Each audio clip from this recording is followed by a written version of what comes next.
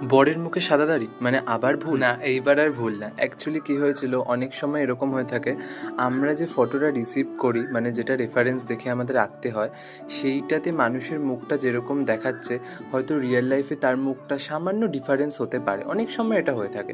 তাই এই দাদাটাও অ্যাথলিট ছিল, তো দাদাটার জ লাইনটা অনেকটা শার্প ছিল, কিন্তু ফটোতে এরকম গোল গোল দেখাচ্ছিল বলে আমি গোল গোলই এঁকে ফেলেছিলাম।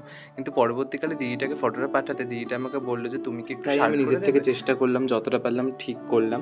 আর দিদিটা সত্যি বাস্তবে খুব ভালো ছিল। আমি কাজটা পাঠানোর পর আমাকে বলল খুব ভালো হয়েছে, কোনো চেঞ্জেস করতে হবে না। ফার্স্ট টাইম মানে এমন একটা কাজ যেটাতে আমি বলেছে কোনো ভুল হয়নি। তো এটা আমার কাছে অনেকটা বড় একটা অ্যাচিভমেন্ট। তোমরা জানিও হ্যাঁ তোমাদের কাজটা কেমন লাগলো।